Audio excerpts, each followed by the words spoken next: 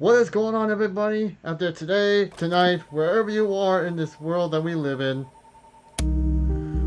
is I, Lord Macintosh, and I welcome you to Life is Strange. I welcome you to Life is Strange Aftermath. Yes, I thought I was going to be done with Life is Strange, but that was a lie. Here we are in Life is Strange Aftermath. This is a game. This is a visual novel game made by Retro Zone Studios. Retro Zone Studios made this game as a way to... So basically, Life is Strange Aftermath, this is basically... What if we continue the story if Max sacrificed Chloe and saved the day? So I'm hoping this game works. I'm literally just playing this off of my laptop, and I'm hoping this works. So let's get going, shall we?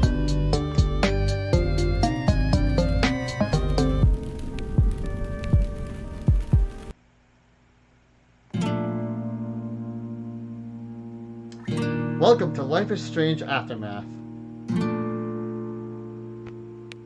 I'm extremely glad to see you. Thank you for playing our game. Your support means everything to us. But before we get started, have you played Life is Strange Season 1 before? Yes! Wowzers! Nice to meet some fans coming over here. While Life is Strange Aftermath is definitely not the first game of its kind in the fan game sphere, we hope you guys find it entertaining. From the biggest fans to the more casual audience, we thank you for giving us your time. Well, you've got everything that you need to know so you can enjoy the game. Shaka bra. Really, Max? You had to go shaka bra? Oh, okay. Anyway, just one last thing. If you enjoy the game, even just a tiny bit, please be sure to leave us a nice review or comment in our itch.io page or on Twitter at RetroZone Studios. RetroZone Studios. Follow us on Tumblr or even donate to us. This means more than you could think. It's motivating and it lets us know what we can do better. So please, consider doing so. Now, let us start. Please enjoy Life is Strange Aftermath. Will do!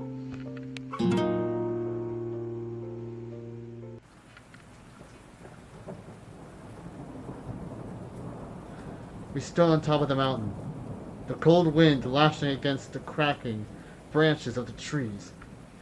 Drops of water violently crashed against my almost freezing wet skin. My eyes were locked on the massive tornado, a familiar sight that I had seen more times than I would have lived.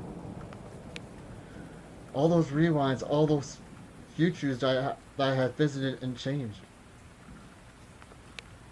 They didn't matter.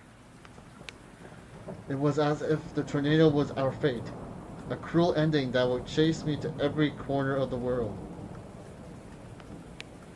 It was a fate that I had created. All those people, David, Joyce, Warren, Kate. I brought this upon them, didn't I? This is my storm. I caused this. I caused all of this. I changed fate and destiny so much that I actually did alter the course of everything.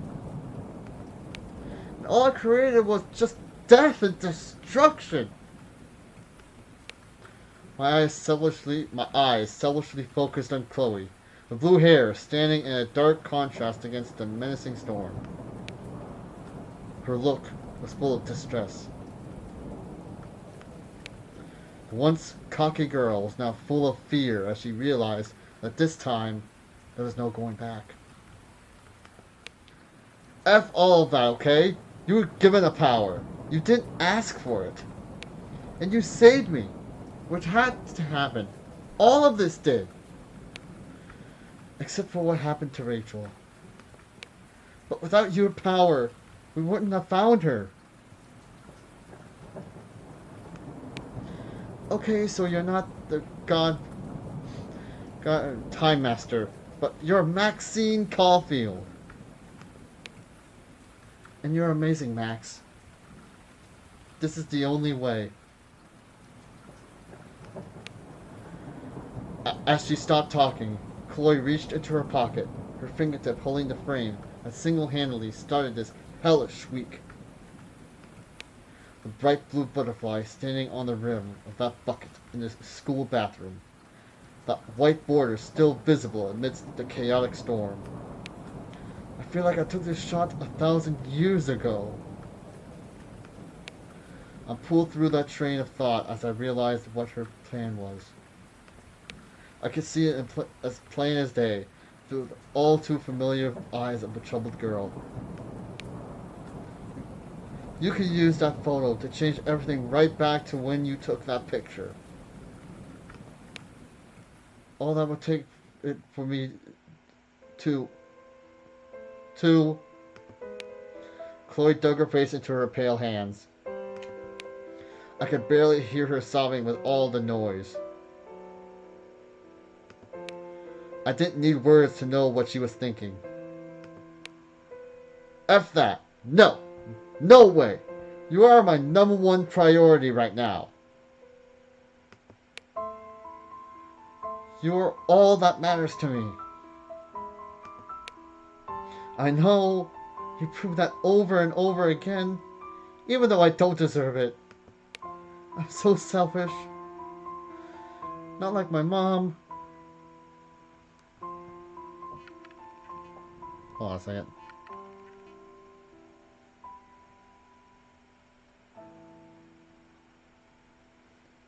Oh, let's not worry about that. I'm so selfish. Not like my mom.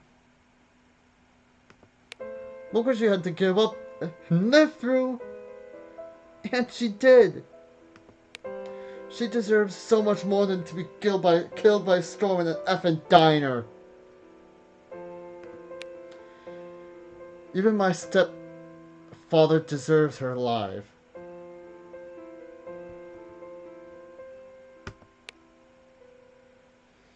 There's so many other people in Arcadia Bay who should live.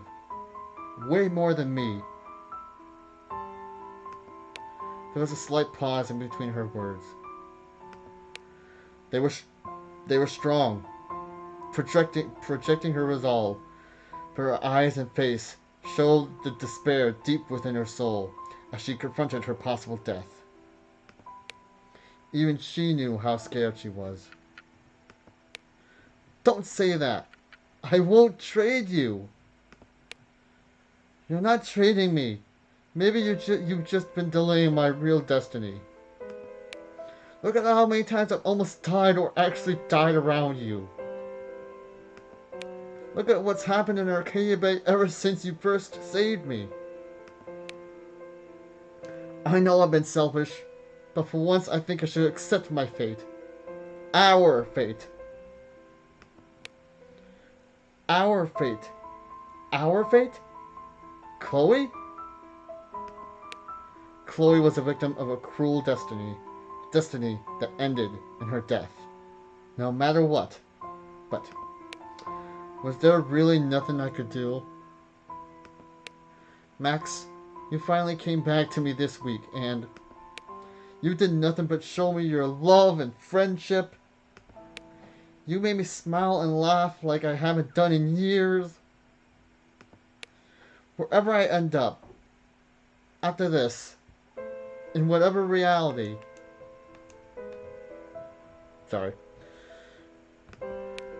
all those moments between us were real, and they'll always be ours.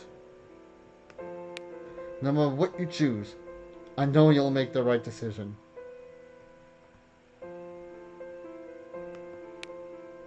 She gave me a sweet little smile. Her eyes told me how much she trusted me. But Chloe, I can't make this choice. How many lives did I hold in my hand? I couldn't do this. I tried to argue, but before I could object, Chloe took a hold of my arms, my eyes looking straight into hers. No, Max. She took a small pause, her delivery being clear as day as we stood in the climax of the raging storm, her sweet voice cutting through the air and noise without effort. You're the only one who can. It was as if time had frozen. The freezing air and rain was insignificant now as I was faced with an impossible choice. Polarized between Chloe and Arcadia Bay, the town that gave us so many memories. My eyes peered over to the tornado as it destroyed everything in its path. I imagined the fear amongst those people. Fear that I created as they saw the tornado slowly take their lives away. I turned my gaze to Chloe. The sadness in her eyes was notorious. I had seen her in so many futures. I saw how her life was taken away, paralyzed and bedridden with any semblance of happiness stripped away from her. I saw her die by Jefferson's hand, and I saw the most important person in her life buried in a shallow grave. I saw her happiness fade away that fateful day. How could I choose? None of these people deserved it. Their lives all affected by my selfish decisions. Why was our fate so grim?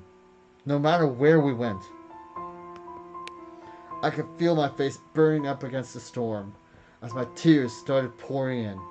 The sound of the raging wind and thunder being drowned out as I looked at Chloe with a lost gaze. I took a look at the photo that I held tightly against the wind in my fingers. This is my last attempt to try and fix everything. My very last resort. I turned my eyes back to Chloe, softly shaking my head from side to side as I slowly came to terms with the answer. An answer I didn't want to accept. As if Chloe could read my mind, she softly nodded, her expression softening up as she, without any words, accepted my decision. Our last decision. Max, it's time. Chloe, I'm so sorry. I don't know, I don't want to do this. Before I could even think of going back, Chloe pulled me into a hug. I pressed my face as hard as I could against her shoulder as if trying to savor the last few moments of intimacy we could ever get. My hands desperately clutched her from the back. Somewhere inside me, I just wanted to stop me. Somewhere inside me, I just wanted her to stop me, to tell me things would be okay, but that never came to be. Her body was cold and drenched in water, but the warm feeling of assurance that she gave me not want to let go, not even for a second. I know, Max, but we have to. We have to save everybody, okay? And you'll make those efforts pay for what they did to Rachel. Being together this week, it was the best farewell gift I could have hoped for. You're my hero, Max. I took a small step forward, my hands shaking against the cold reality of what fate awaited Chloe. They went directly to her pale cheeks, pulling her gently as if to give her a few moments to realize what my intentions were. Oh. Ah, I figured. Ah, my head's. Oh. Okay. I closed my eyes as our lips pressed together gently. Chloe's hands held me in place as we shared our last few moments together. For a few ethereal seconds, nothing mattered but Chloe. Her soft skin, drenched hair, and soft mannerisms were the only thing that I could think about. For a moment, I could forget about time, the wind, the tornado, the destiny that has been following us for this last bittersweet week. It took a couple seconds before we split apart. A sad expression remained on Chloe's face, even after our kiss.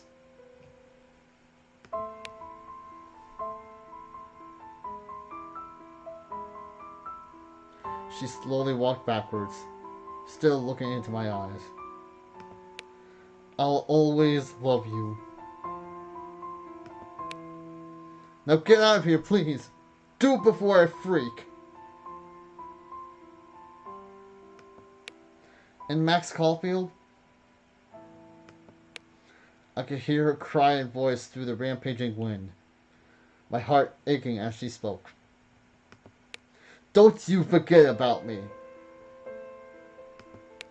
I nodded softly to her petition, one that she didn't have to make in order for me to follow.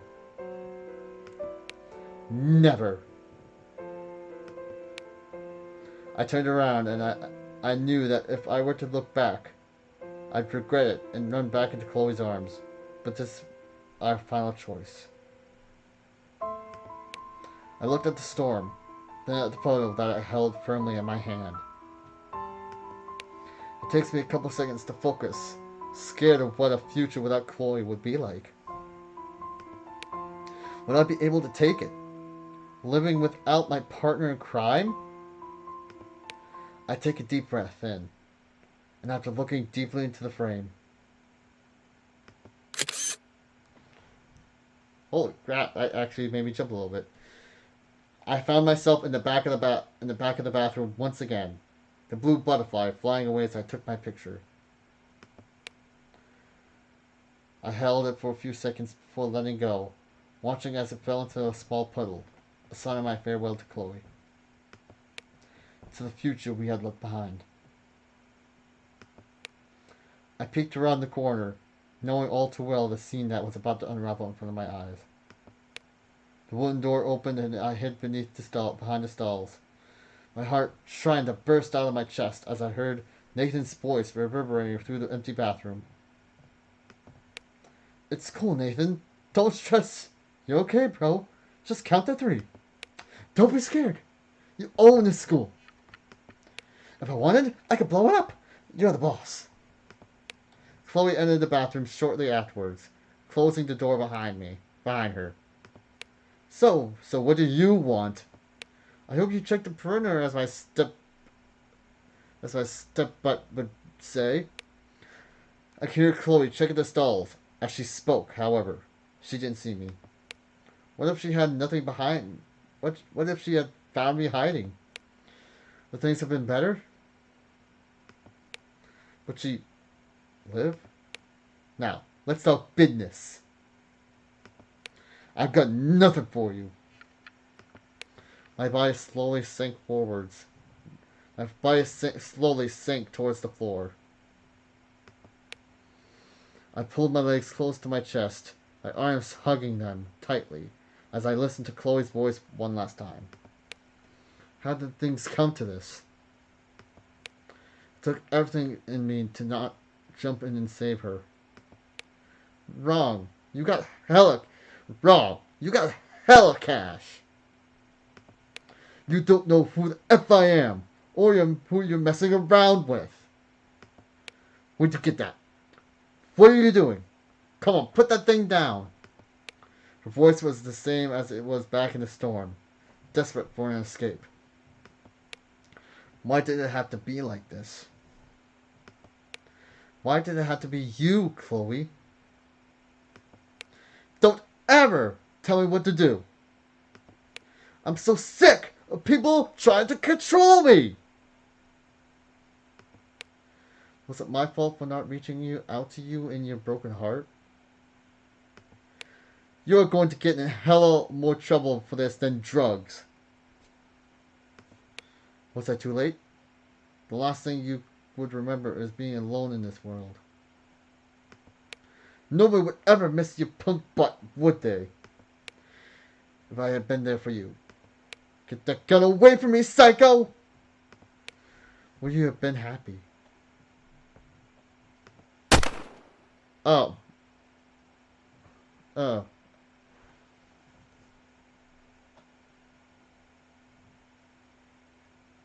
Where's the music? The morning was bright. The morning was bright, and the chirps of the birds that were usually sweet and uplifting were oddly annoying. My eyes were glued to the pavement of this small graveyard of Arcadia Bay. My steps are almost too loud in the dead, quiet air of the place. Not many people have come to the funeral. Kate, Warren, Victoria, Joyce, and David. I moved my gaze upward, seeing how Joyce struggled to move towards the coffin as she was being held in David's arms. She had lost William, and now Chloe. I couldn't even imagine what that would feel like. We made our way to the coffin, laying on top of a green carpet for the ceremony. Joyce couldn't bear to look at it, breaking down in muffled sobs as she hugged David tightly. Kate stood beside them, directing a couple of sad gazes in their direction. It was hard to believe Chloe was in that coffin. It was hard for me to believe someone like Chloe would just die like that. What would the others think of her? What would they think she was just a criminal? I couldn't pay attention to the words of the priest. I couldn't think about anything but her last words.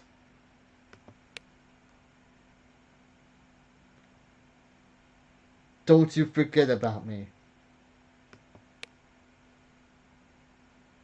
I bring up my hands to gently clean my watery eyes. How could I forget about you? Your punk style of clothing, your heart brimming with passion and discontent, the way you always lifted me up even when things were dire. I wanted to stop time to stay with you. I wanted to sneak into Blackwell again and swim in the dead of the night. I wanted to go back to that scrapyard and play with guns while acting like the adults we dreamt of becoming. I wanted you, Chloe.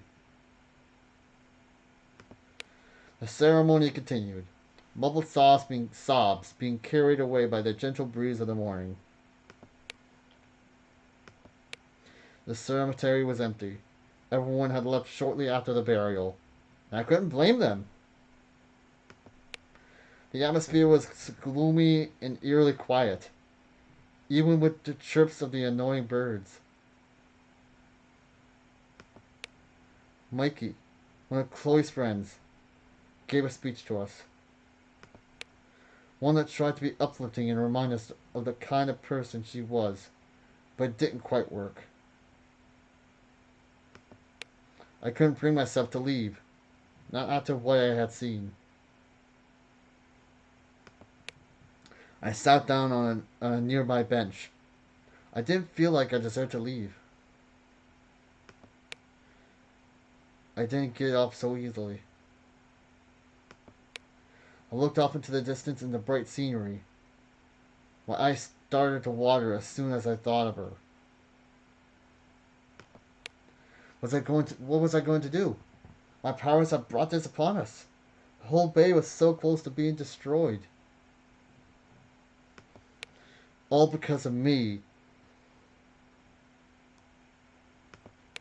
Instead of Chloe, instead of Rachel, I should have been the one to. Mind if I... Mind if I join you? Mind if I join you, Max? Oh my goodness! Hi, Kate! Hi, Kate! Yeah, I honestly don't say this enough, but Kate is honestly my favorite of the Max and Chloe. I love Kate. Like, I can feel a connection with her in a way. Anyway, I quickly moved my gaze upward and I saw Kate, looking at me with her head slightly bobbled to the right with a gentle smile. The bags under her eyes were commonplace now. Commonplace. Kate? I'm sorry. It's just... I didn't see you in your dorm room. I paid you a visit, but I couldn't find you, and I was... worried. Am I interrupting you? Do you want me to leave? How long has it been? I thought that's only been about half an hour. Had I been gone for that long? You're not interrupting it. You're not interrupting anything. Take a seat.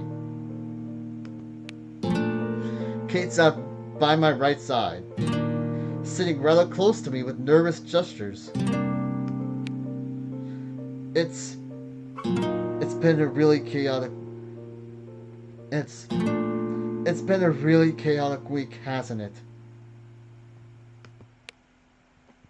Chloe, Jefferson, Nathan. I got threw up by the music. I nodded softly in agreement.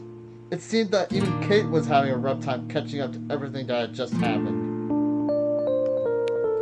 It had only been a couple of days, but it felt like it was years ago. What you did to Rachel too. To think that you had this much weight on your shoulders, knowing what happened. I'm so sorry I wasn't there for you, Max. Kate's tone of voice was dejected, angry at herself. Her emotions were so genuine, as if she was blaming herself for what I was going through. But I didn't deserve her pity.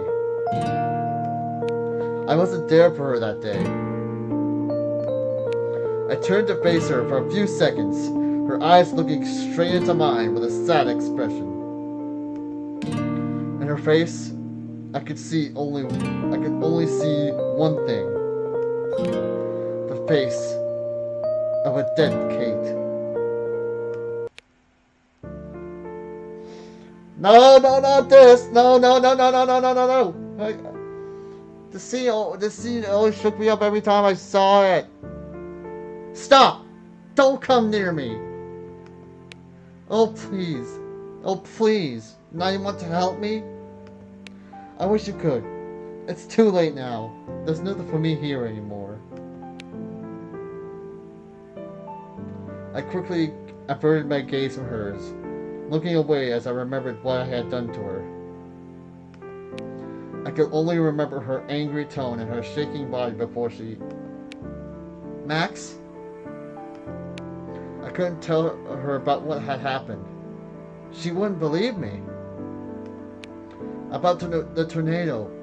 My time traveling. I could feel Kate's hand on my shoulder. She wasn't pulling me. Nor was she being pushy. She was being gentle, showing me her support even if there was no response back.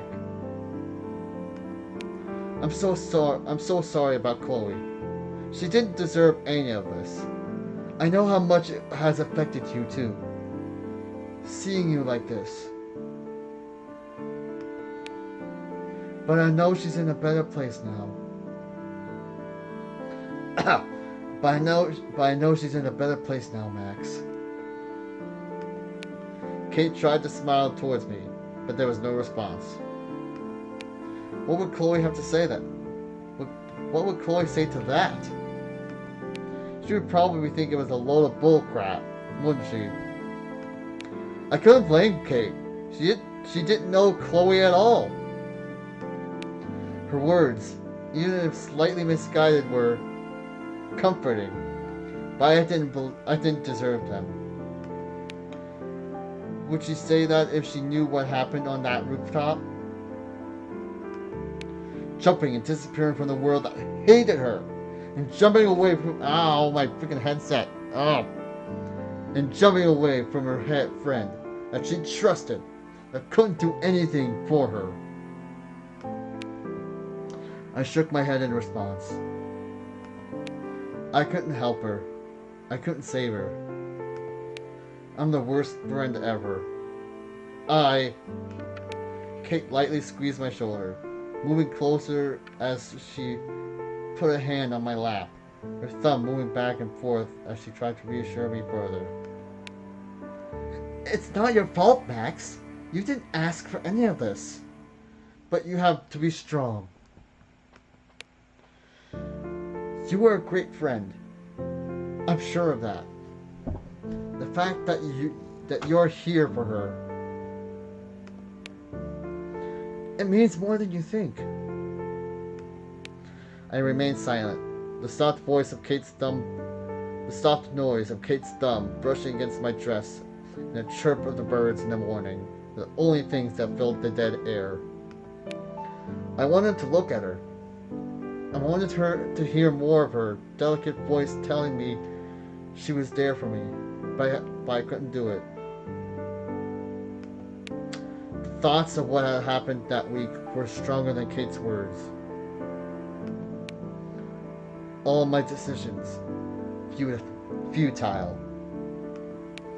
You saved me and others from Jefferson, from Nathan. You're so brave, Max. Even if you don't think of yourself that way, you've always been there for me.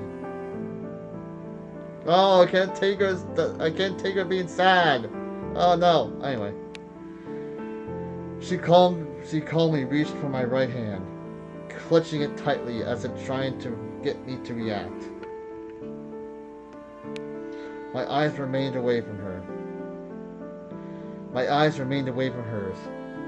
closing them as I could feel tears sliding down my face. I'll always be here for you, Max. Kate wouldn't see an answer. I couldn't bring myself to selfishly accept her offer of support. I couldn't bring myself to grab her hand and smile in some happy ending that I didn't give to her nor Chloe. Really? You can just send me a message and I'll be there for you. Kate, you're so sweet.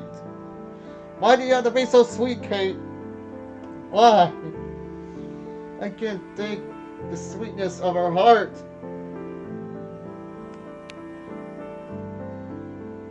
We can have some tea together, talk about it, or... My lips were sealed, my right hand remaining still as it was enveloped by Kate's warm embrace. I couldn't bring myself into her life just to destroy it again. I don't deserve to be around Kate. I couldn't protect her, just like I couldn't protect Chloe. I couldn't make anyone happy. The air remained dead quiet, Kate seemingly giving up her attempts of convincing me after seeing my cold disposition. However, she still softly held on to me, her hands squeezing mine with her gentle demeanor. Time slowly flew by, the warm breeze contrasting enormously against the cold, dark atmosphere of the low bench we sat on. Kate decided to break the silence as she slowly let go of my hand. I know you're not okay, Max, but just tell me if you need anything, alright? If you need class notes or if you need to do something to distract yourself. I'll be here for you.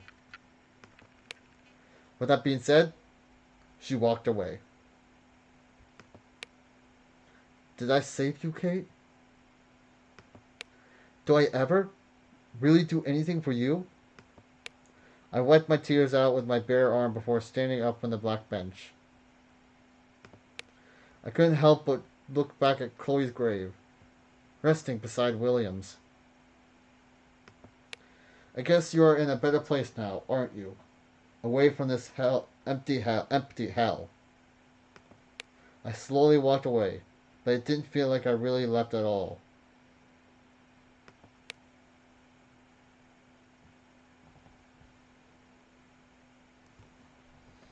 Nah, hold on a second, I need to replenish my throat.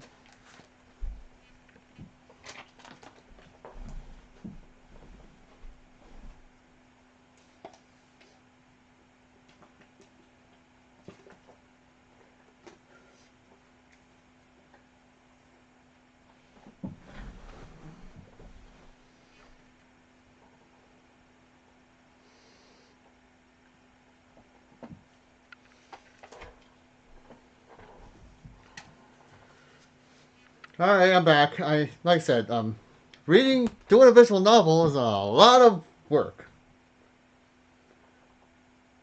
I made it back into my dorm after a long walk, the weather being awfully nice after everything that had happened. At the very least, not having to see dead whales every day was a relief. My room had remained more or less the same. My wall of pictures stared down at me, tempting me to go back into them and change the future. It only took a few seconds of thinking to realize that would make things even worse in some impossible way. Tampering with time is extremely useful sometimes. Sometimes even fun. Tampering with time was extremely useful. Sometimes even fun. But I wouldn't have to think twice to know that I'd never want to see the consequences of it again. Never again. I get started by the feeling of my phone buzzing on top of the wooden table. With a sigh, I decided to check what it was. I opened my text to see probably thousands being thrown my way.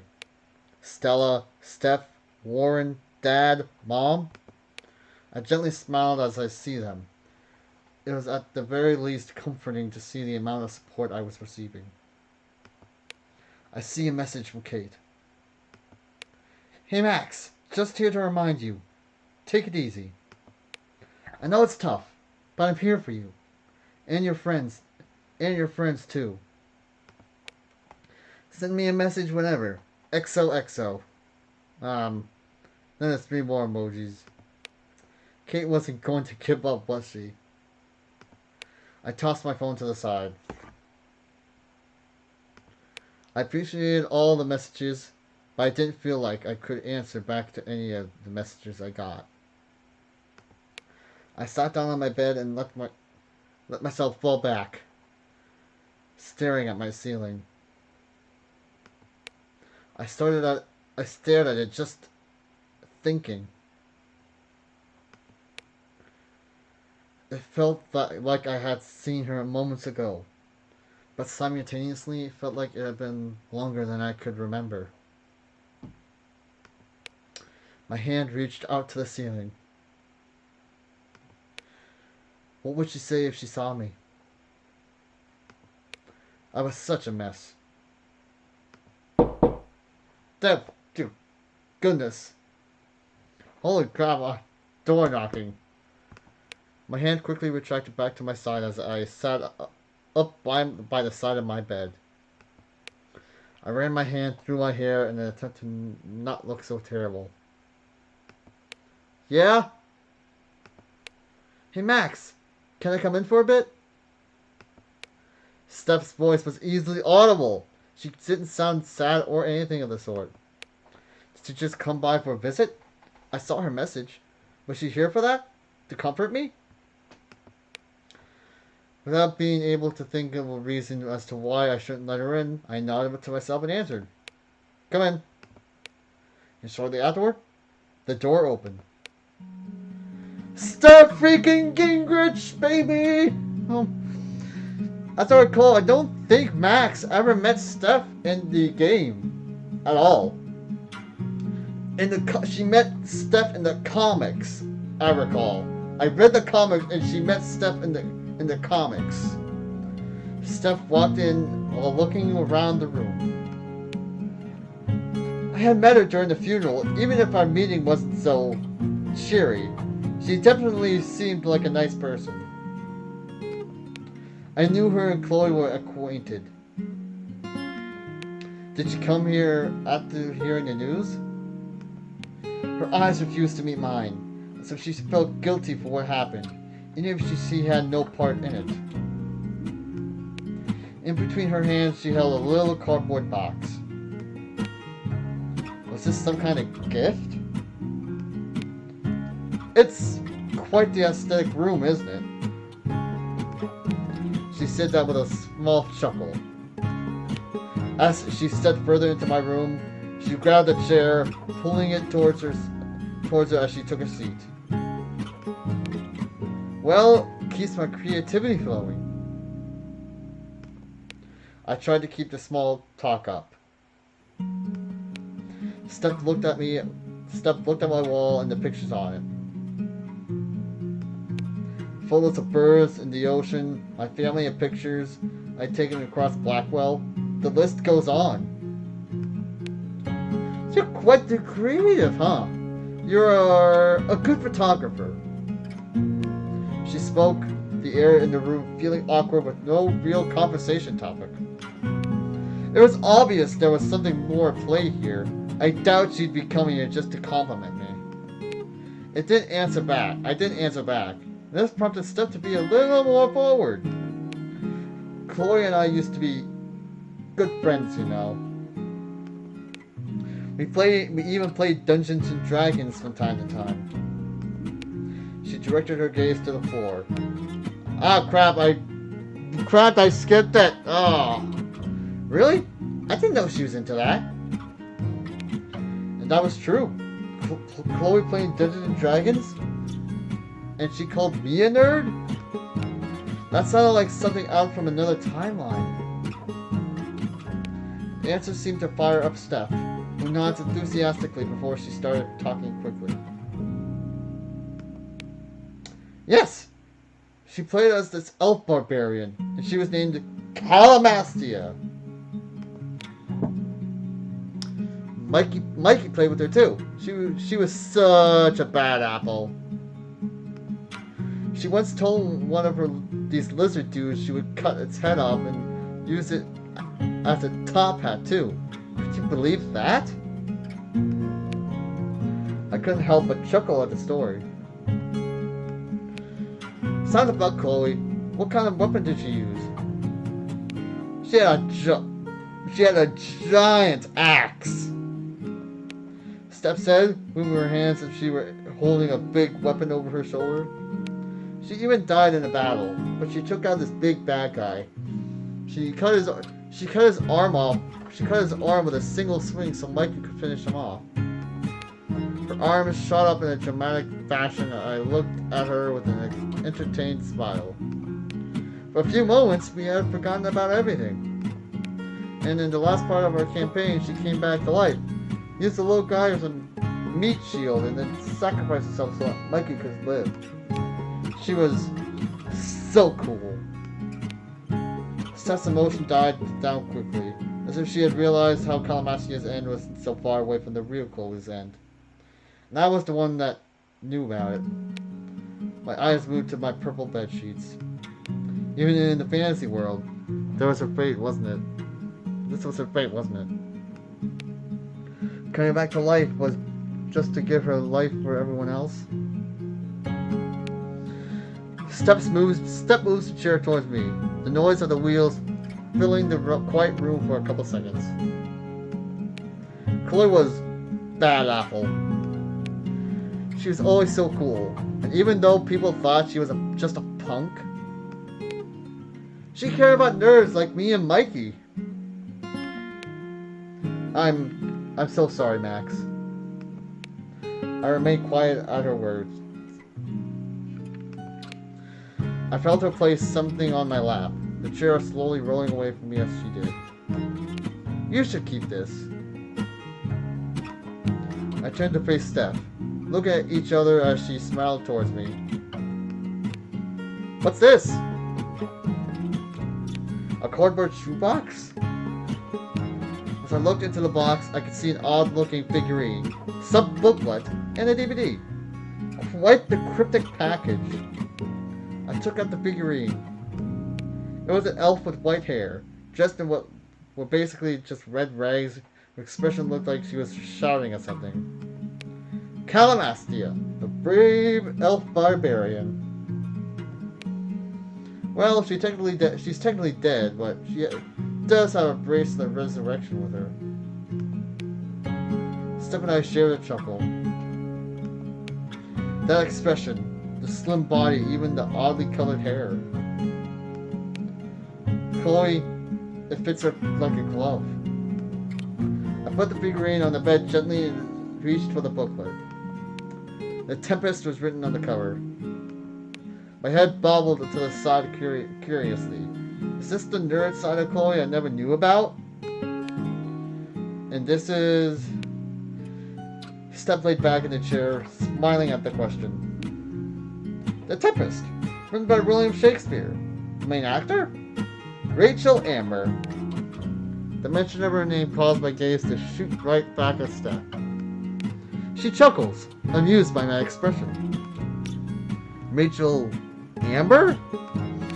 The one and only. Chloe was in it out of nowhere. We needed a replacement, and well, she was right there.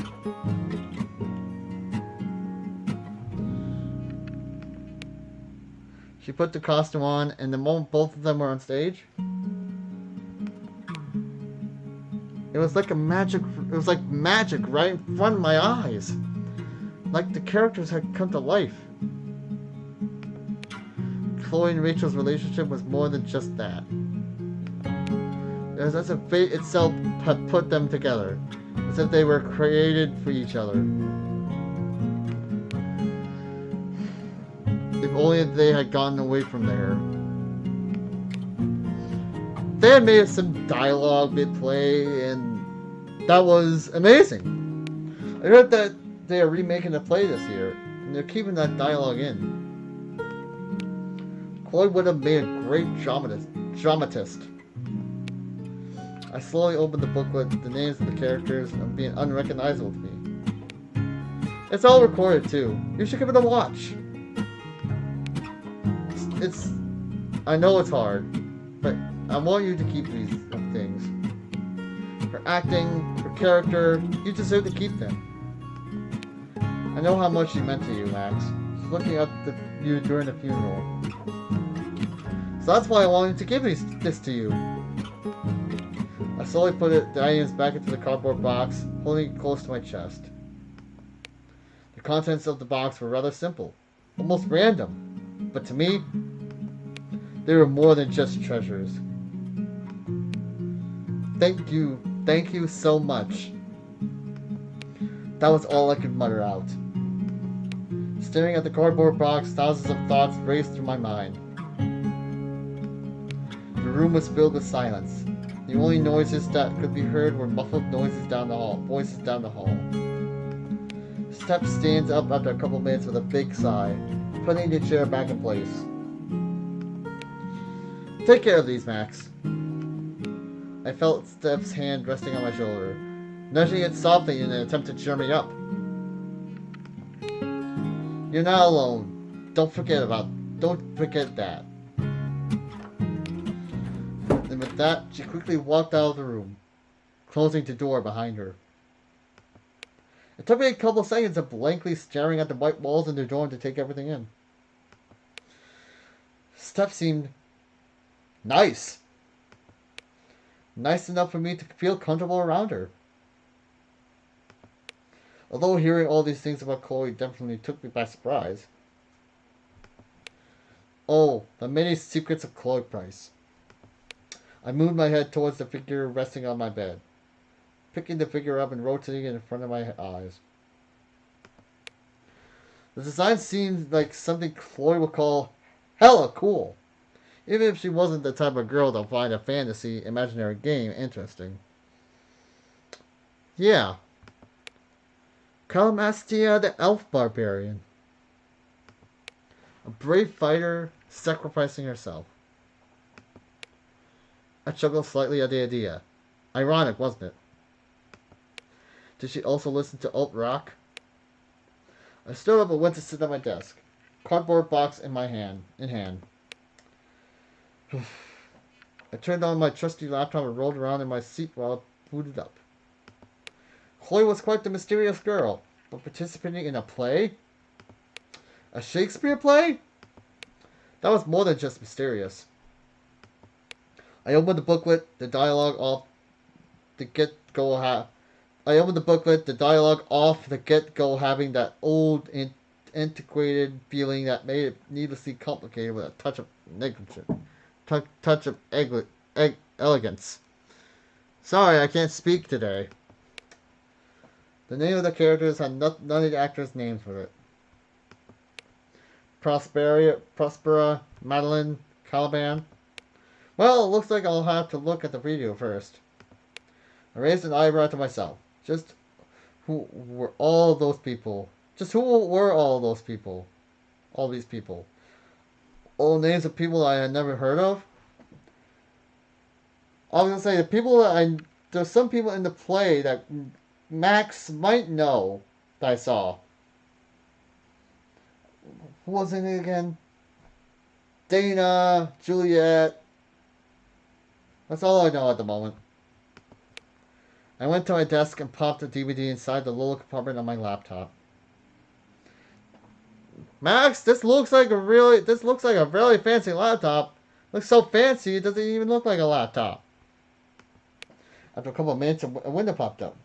It takes me a couple of moments to even spot Chloe most of the video following Rachel as the lead actor.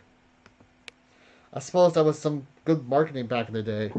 Having Rachel Amber light up the stage solely with her presence and let the crowd go wild. Right here. I let the video play. And the first thing I see is Chloe coming from the back of the stage wearing some kind of raven costume. Extravagant, if I say so myself. All hail, great mistress. I come to answer thy best pleasure. Chloe speaks nervously, almost uninterested. However, one could say she was trying her best. Most fearless, generous spirit, hast thou performed to the point attempted that I bade thee? In contrast, Rachel is composed, her gestures calm and graceful, acting like a true mistress. My eyes scanned the script. The lines seemed normal. Which ones was Steph talking about? I boarded the king's ship. In every cabin I flamed amazement. The fire cracks of first roaring, the most mighty Neptune seemed to be seized and make his bold braves tremble. Dramatic. My brave spirit, who was so firm, so constant, was this coil would not infect his reason? Not a soul. The king's son, Ferdinand, was the first man that leapt from his ship and cried. She took a couple of seconds to remember her lines. I muttered under my breath. Hell is empty, Chloe. Cried, hell is empty, and all the devils are here. You're welcome. Chloe moved her hands in an exaggerated manner. Rachel seemed to be having a lot of fun hanging out with her on stage. But are they, Ariel? Safe? Chloe then thinks for a bit before heading over to the boat prop, pointing towards the fictitious horizon. Not a hair perished, and as though past me I have dispersed them about the isle in. Chloe takes a small leap from the boat. We spoke simultaneously. Troops! Rachel walked towards Chloe, taking her by the arm and guiding her to the center of the stage once more. Ariel, the charge exactly is performed, but there's more work. Is there more toil? Let me remember thee what thou hast promised. How now? How now? What is't thou canst demand? My liberty! Ah, crap! I went too fast. Chloe doesn't answer back for a couple moments, seemingly confused about what had just happened. I leaned in closer to the dimly lit screen on my laptop. But thou assured my freedom, didn't thou? Chloe's delivery is now closer to her normal voice. The overreacted voice of Ariel seemingly dissipating for the time being. Her eyes give... Hold on a second.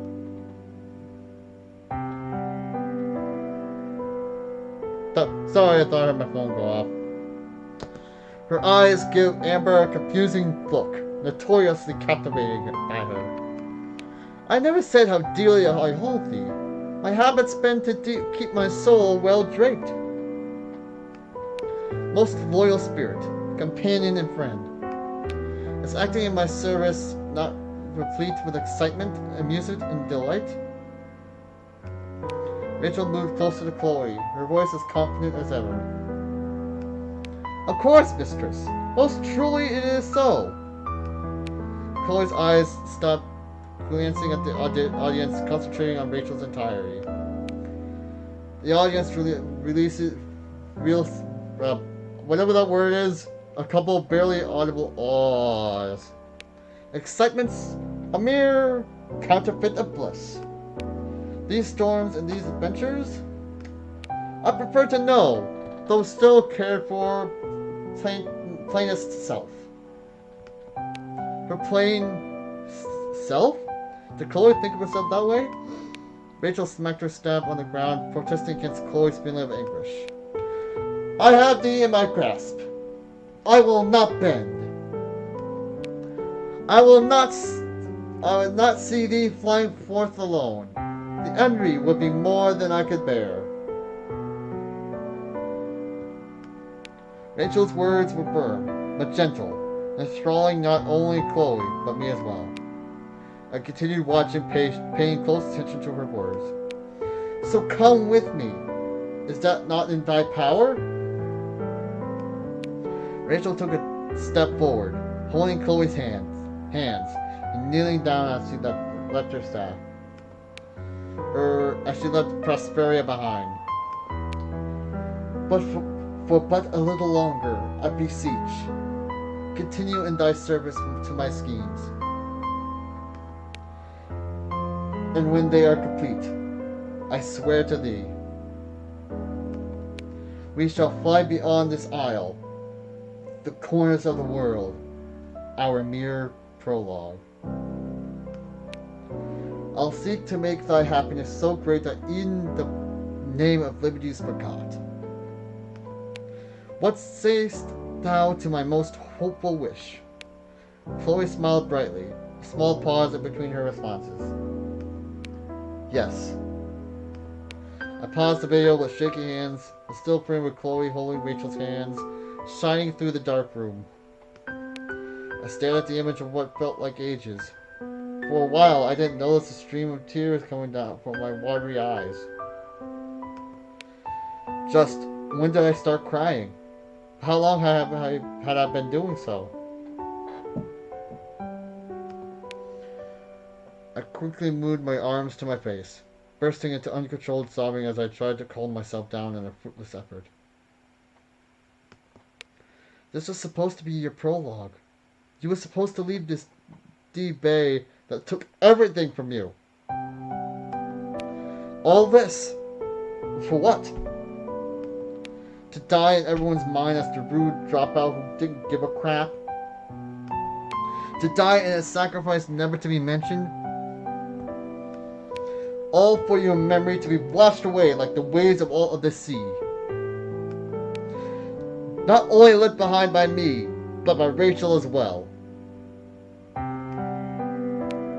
The things you loved, the dreams that you forged, all of them lost to this grim turn of events. I rested my arms on top of my desk, my head laying on top of them as I shook my head from side to side, trying to stop my own crying. We were supposed to be the Max and Chloe, the ruthless pair of pirates that would one day rule the world. We were supposed to go out on adventures like we used to when we were just little kids. Talk about our boyfriends, keep in touch every day, visit, and time kept ticking forward, almost in a mocking fashion. The only company in my room being the sound of my continuous sobs and the screen of my computer. The last image plagued my mind. I stood up on my desk, forcing myself to shut my laptop off before I collapsed back into a sobbing mess. My sore eyes could use a break after all that. The night had come faster than expected.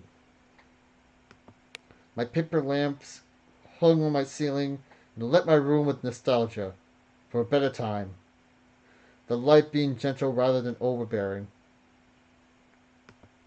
I took the script and DVD and put it on my shelf, the Kalamazoo figurine standing right to the side of my laptop. She faced toward the door. Maybe she would see you later. Maybe she would say, "See you later," before I went to class after waking up. I took a deep breath before slipping back to my bed, laying on my side and staring at my photos. People had told me they were pretty, that I was just creative and talented. I was creative, talented. But was I really? Jefferson had once told me I had a gift. Did he mean that? Did he mean it? Or was he just plotting to get me to? Was he just plotting to get me too?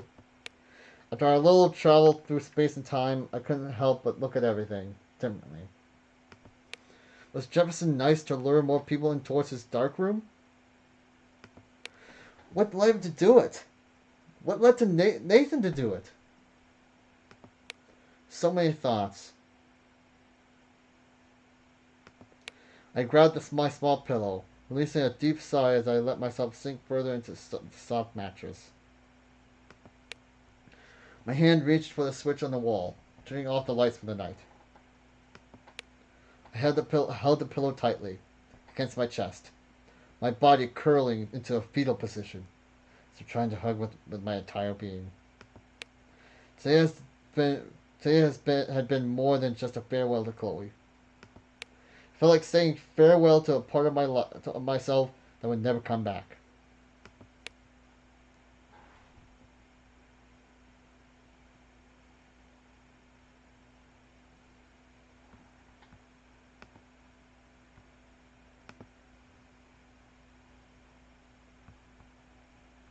Did it work?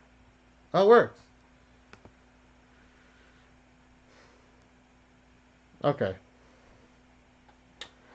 So I'm going to go probably through a couple more scenes and call it a day.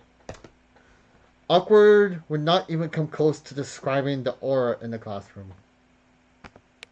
It was as if all the life had been sucked out of all of us as we sat in our chairs, staring through the windows, tapping away at our phones, just waiting for the bell to ring. Did they forget to call a substitute teacher? Did they not know what to do with our class? Whatever the answer may be, I slowly lowered my head to the table, resting it on top of my arms while closing my eyes.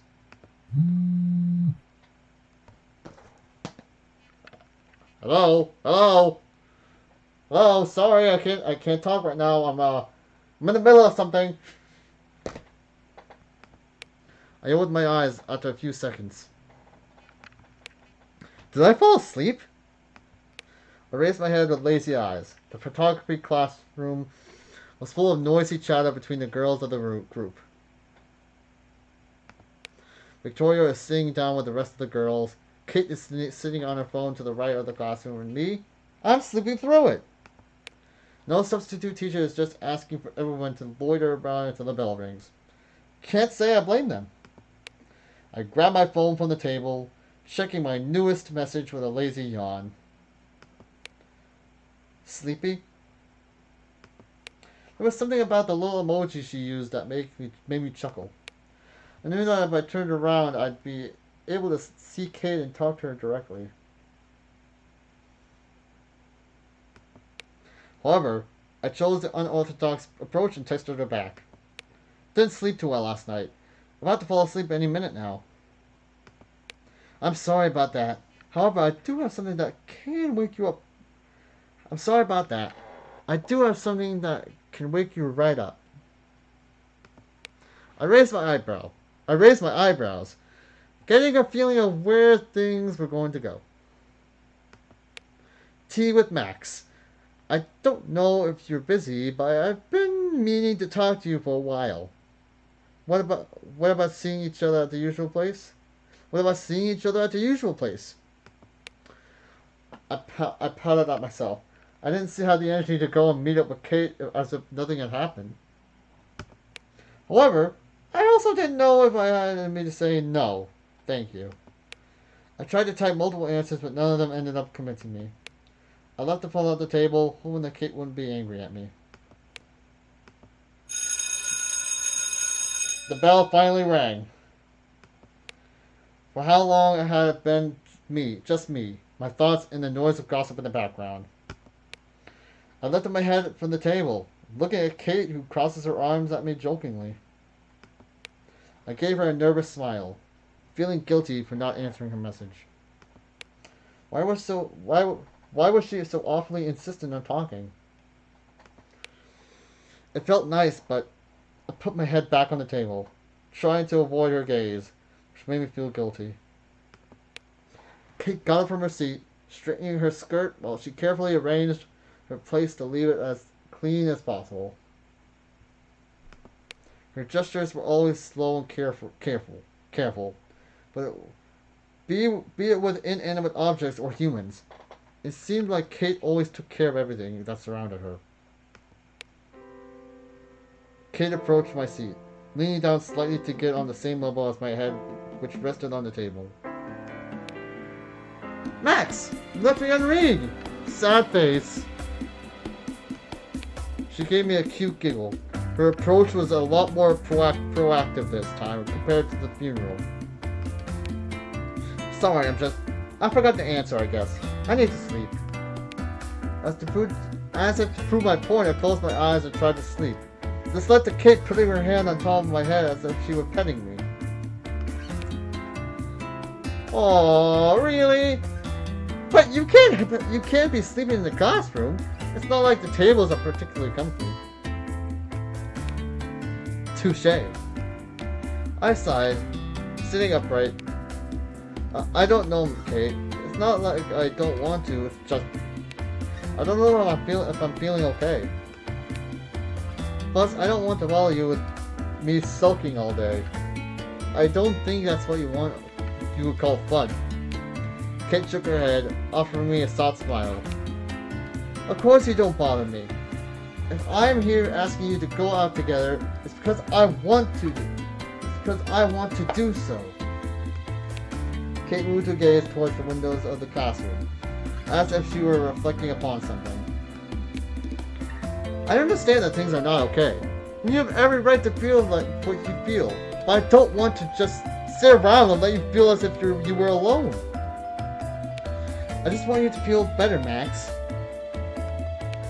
Kate directed her concerned expressions towards me, extending her hand closer to me on the table. There's some stuff I want to tell you about. There's some stuff I want to tell you about too. So, please. Might as well insert puppy dog face in this. Kate, I moved my gaze away from hers, feeling flustered at the sudden genuine feeling in her voice. Did you really have to care about me that much? I chuckled, trying to cool the sudden heat in my face off. Alright, you win. It's your turn to bring the stuff, right? Kate gave me an excited expression. She spoke with enthusiasm. Yeah, I'll go pick everything up. Yeah, I'll go pick everything up then. I'll see you there. Don't take long. Yeah, I'll be right there. Kate walked quickly towards the door, waving at me before walking out of the classroom. I slumped back over my desk once she was gone. Kate, why did you have to be so nice?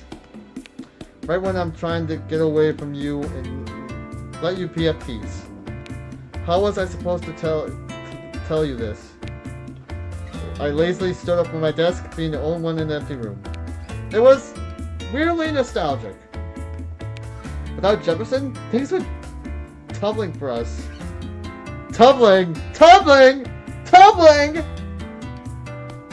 Things were tumbling for us, photography students. Not much direction or even a teacher to tell us if we were still being graded. At the very least, it was nice to have a free period. You win some, you lose some. I put everything into my book bag. Nothing more than a pair of notebooks, school books, and my trusty camera is all I needed for the day. As I walked to the door, I noticed something written on it with big white letters. Everyday Heroes Contest. Don't forget to deliver your submissions. Deadline October 28th. Is the contest still going? Oh god, just thinking about submitting a picture made my heart hurt. I stepped out of the classroom while trying to forget about the contest. The halls of Blackwell welcomed me loudly. Guys running up and down the halls, teachers scolding them, the usual couple going at it on the lockers. Oh, Blackwell, home sweet home. I put my bag over my shoulder, putting my earbuds in while trying to block out all the noise from the chaotic hall. To walk over to our meeting place is not too long. This park on campus was quite large, with flower beds spread all across its terrain. Our meeting place is a small table under a tree. Good gracious, this is beautiful! Look at this is beautiful! Holy crap! Retro Zone Studios really outdid themselves with this. I applaud them for this. It's like I'm playing the game. It was basically the perfect spot to relax without getting burnt under the sun. Something that Kate wasn't a fan of at all. As I make it over to the table, I see Kate sitting down, her eyes scanning across a small Bible that she usually carried with her. When she noticed me, she placed a small bookmarker on the page, closing it before putting it inside her bag. Kate's Bible is filled with bright little sticky notes that can be seen peeking out in between the pages. Hey Max, you're right on time. Come and take a seat. Kate said with a sparkle in her eyes, pointing to the chair that was directly across from hers. Oh my goodness, this is beautiful! It's so beautiful! Look at that, oh my goodness! Hey, oh crap.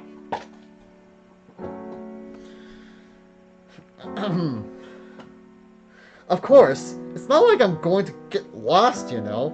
It's not like we had much to do either. Yeah, without a teacher, everyone's just doing whatever they want. But it doesn't seem like you mind too much, do you? Well, maybe. I went to our class and learned something as much as the next guy. But I'm not complaining about getting some extra time to sleep. Kate nods. I don't either. And you look like you need a bit of a break too. So that's what we're here for. Kate then stood up and grabbed the teapot that adorned the top of the metal table. A bit of steam seemed to be coming right out of the spout too. Was Kate that fast in preparing the tea and getting here? She moved close to my side before pouring some tea in my cup, which had been readily placed before my arrival. Last week we had some green tea. The week before that we had oolong. So this time I thought we'd have some vanilla chai.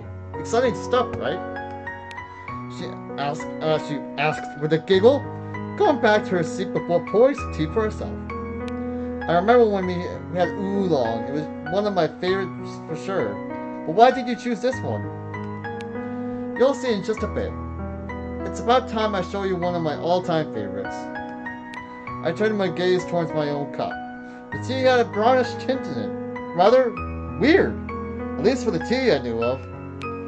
If I didn't know it was tea, I'd probably think it was coffee. Something expressly forbidden by Kate on our sacred tea table. Kate put her bag onto the table before opening it, taking out a small plastic bag of white cookies on a small white plate, offering it to me as she spoke. It's my turn for the cookies this time. I couldn't get anything fancy, but these should do us good. Our weekly tea party started shortly after I got into Blackwell. We had been at it for quite a while, so we usually tried bringing new cookies or tea to make the experience quite unique each time. Sure, it doesn't hurt to have something a bit more mundane, at least this time. I leaned into the scent of my tea, noticing a slightly spicy feeling up my nose as I did so. Was Kate getting into exotic stuff now? Alright now, did you put chili in mine? Did you poison it? As we talked about this, Kate. I said with a chuckle. Kate shook her head with a pleased smile. Oh come on, you can't handle just a bit of spice, Max. Trust me, it's going to be good.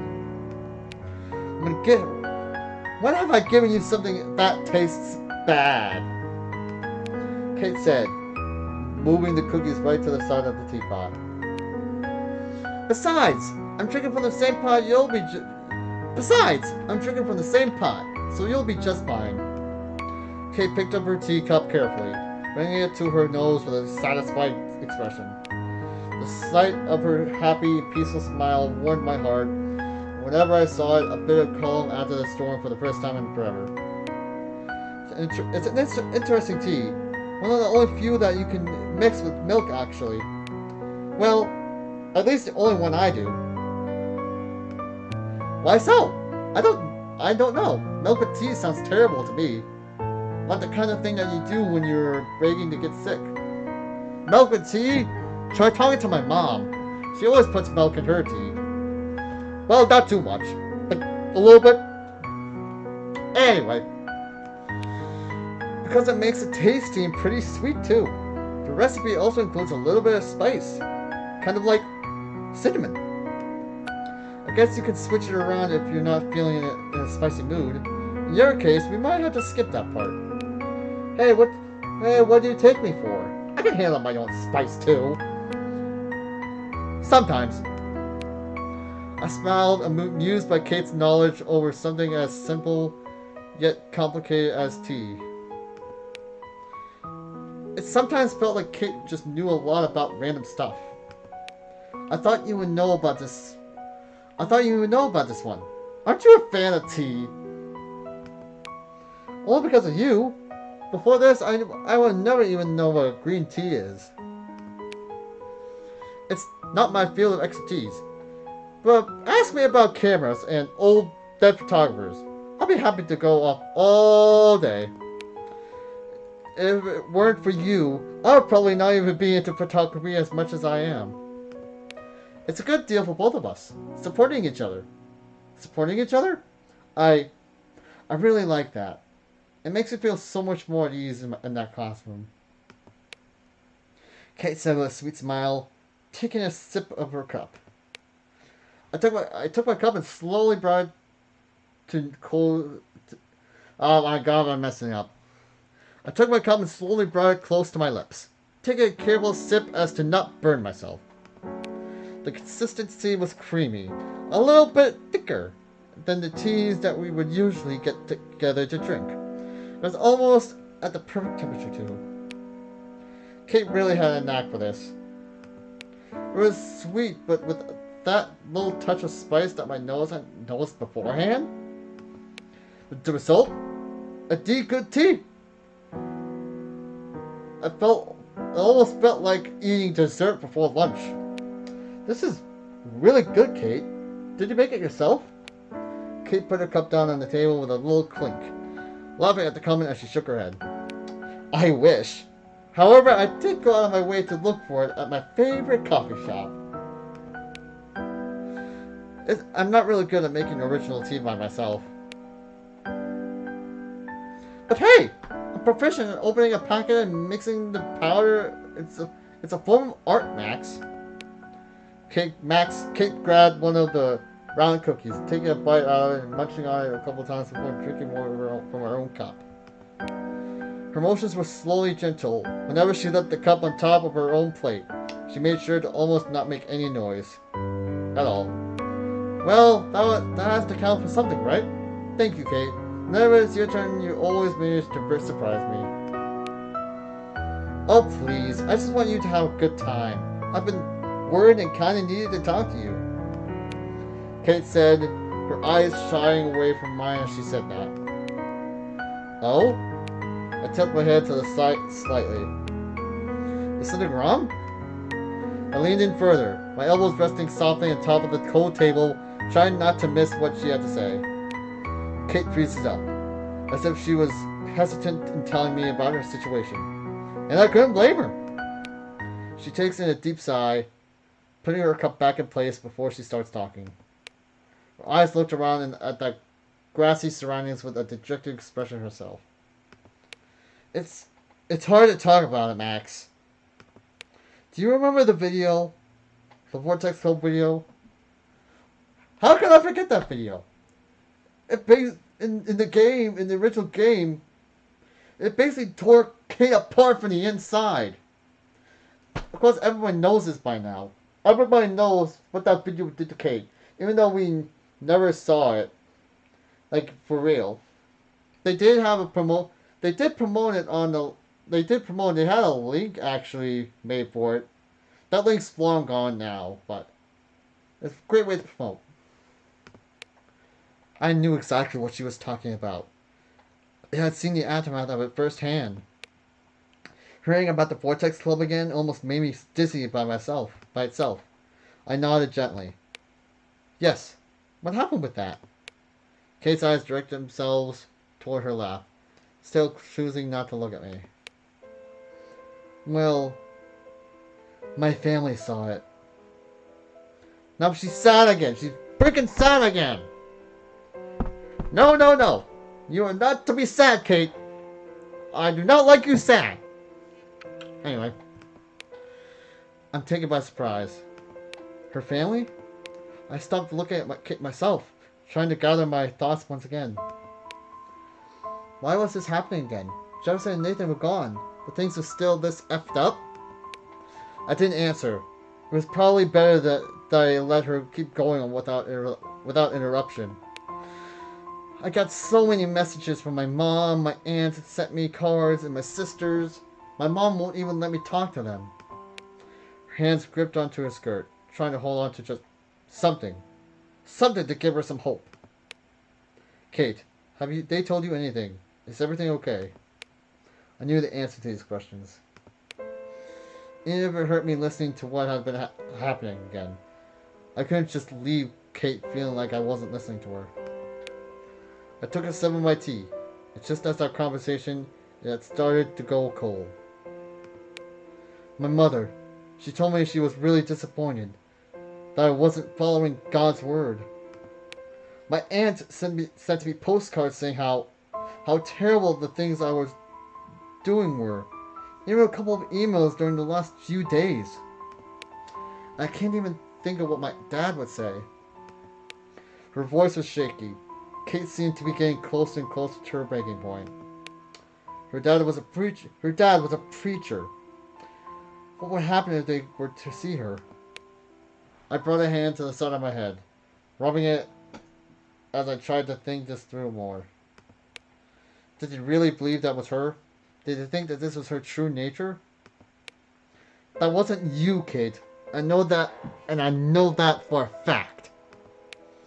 You're the sweetest neighbor next door. You're not the type to just kiss anyone. I would never even think of you as the type to even drink. I know. I don't remember anything. I went to the party and just took a sip of wine. That's as far as I go. I woke up in front of my door. I just don't know how I got there. My comments seemed to rile her up further, her tones of voice becoming more agitated as we keep talking. Kate was desperate. I knew what she was saying was true. But what would the others say? Surrounded by everyone's skepticism. I couldn't imagine how it must have felt for her. I know, Kate. I know you're not like this. Wait a sec. I know, Kate. I know you're not like that. You got drugged, didn't you? Kate gives me a rather surprised look. No one really did know what happened, so it must have taken her by surprise. Oh, crap.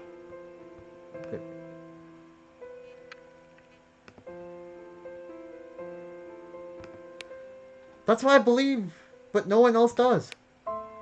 They just see me doing all those gross things. They call me a... I'm not gonna say that word. They send me messages all day long. Oh, sorry. I don't want to live like this, Max. This is punishment, isn't it? Kate had a defeated tone in her voice, accepting her own words without hesitation. I avoided looking at her. I just couldn't bring myself to do so. Punishment? Punishment for what? You haven't done anything wrong. You've been going to your classes? You've been going to your classes? You have great grades? And you've been such a good friend of me too. Kate, don't say that. You don't deserve this. No one deserves that. This is just unfair. I brought my posture forward as I spoke. It was something that made me angry. I lightly slammed my fist to the table, which caused the plates to clank against the table. If no one stood up for Kate, then she would just take all the blame on herself. Why couldn't she stand for herself? Kate stayed quiet. The once warm and welcoming atmosphere between us almost seemed to have disappeared, being replaced by a happier feeling in our conversation. Then what is it? If everyone is turning on me, if my family is angry at me for doing such unforgivable actions, what am I supposed to do, Max? I can't even help you, Max. Her tired eyes looked at me with a sad expression, which caused me to avoid them.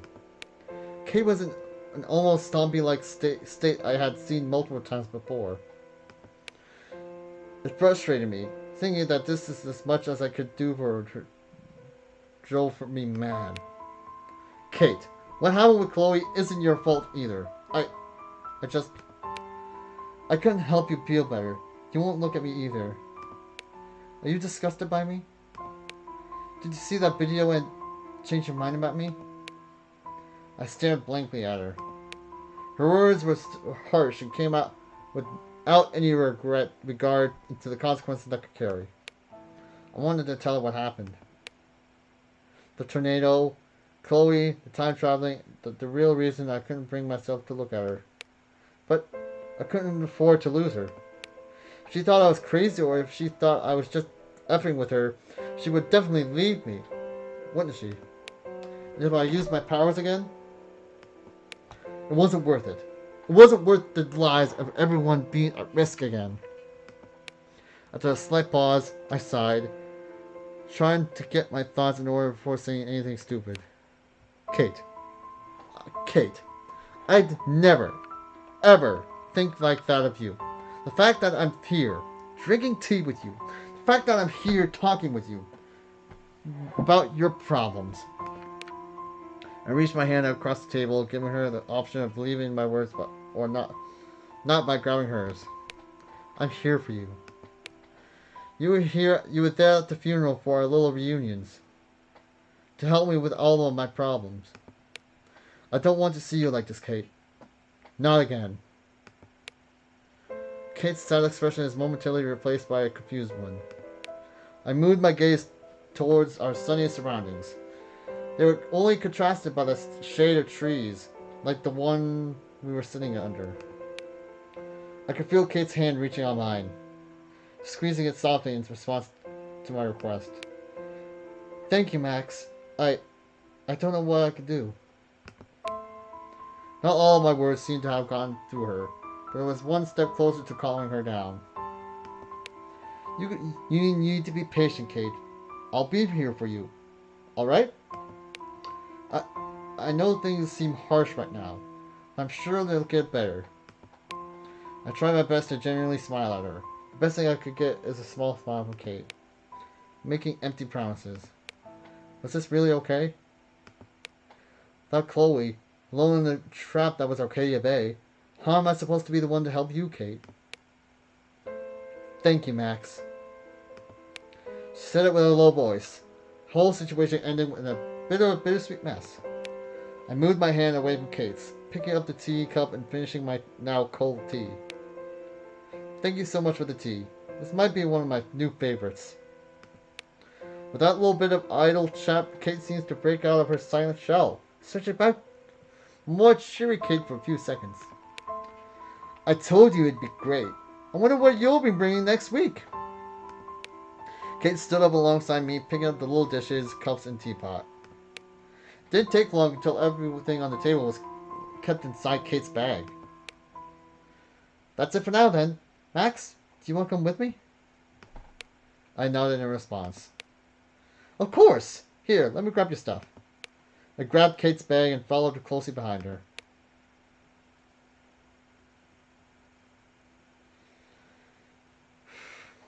We stopped right outside of Kate's room where I handed her bag over.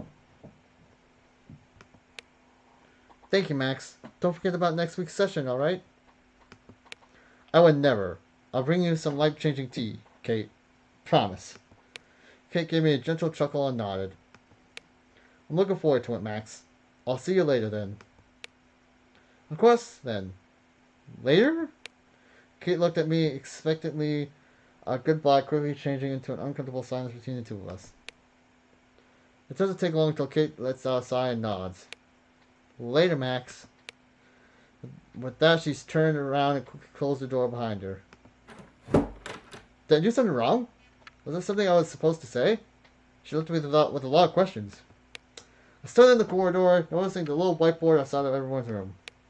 Some of them had only their names. Some even had small announcements like "Party at 6." But all these are far cry from the messages on Kate's. That's the link, katesvid.com. According to a video by the leaderboard, it turns out there was actually a video link that took you to the link. But when you opened it, the video was taken down. Anyway, I'm not saying that word, and katesvid.com, amongst other notes of the same nature, was scrawled all over it. Even without Nathan, the rest kept going. I dragged my thumb over the message, erasing them, and only leaving Kate Marsh written on it. Our little tea reunion. Well, it could have gone way worse. A tired sigh. My back leaning against Kate's door. Kate's world was just crashing down on her, and I couldn't help her. The rest of the day kept going at a painfully slow pace. My mind racing as I kept wondering what I could do for her or myself.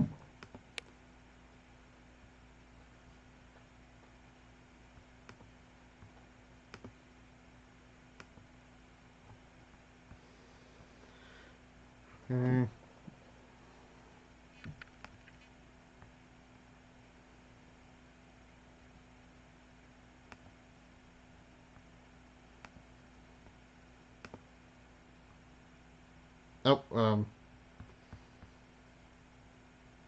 hold on a second. I did not mean to do that.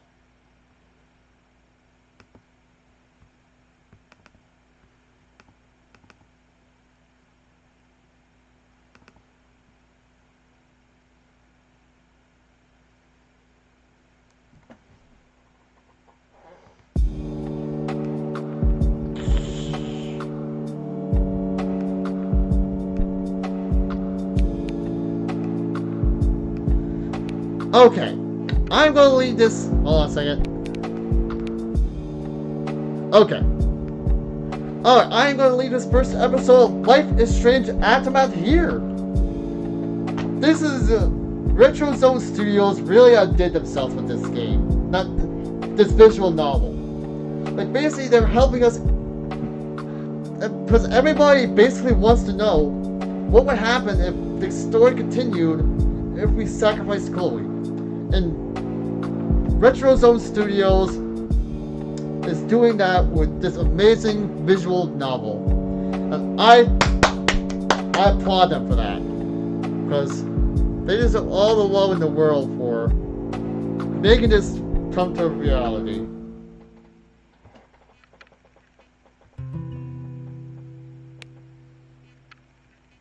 Can you guys hear me? You guys can hear me, right?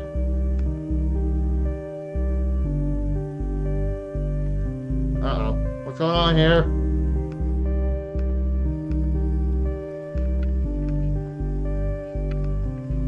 Hold on. I'm trying to figure out what's going on Sorry about this, people.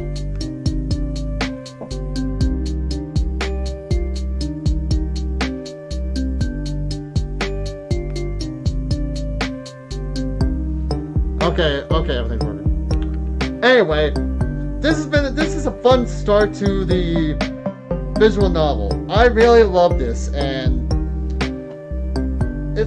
I really thought that after I played the Life is Strange Remastered Collection, I would move on from Life is Strange. Then I found Retro Zone Studios give us this amazing visual novel. I knew I had to check it out. So yeah, this has been really fun. And I'm glad all of you decided to come along and check this out. It's an amazing thing to do. Like, it gives us some leeway as to what will happen. But some people actually want a comic book that tells us of... Oh, crying out loud. Where's my freaking mouse?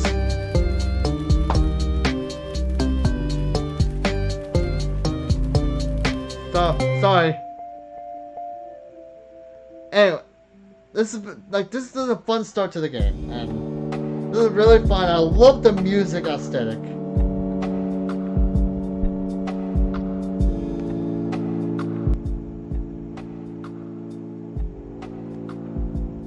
Oh, what's going on here?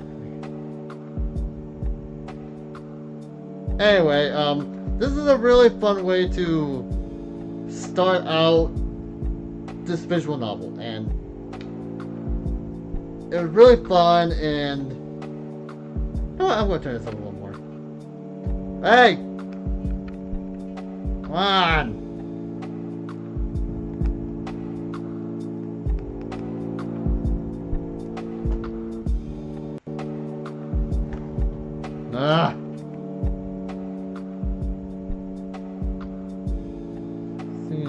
This thing's on and off now. Anyway,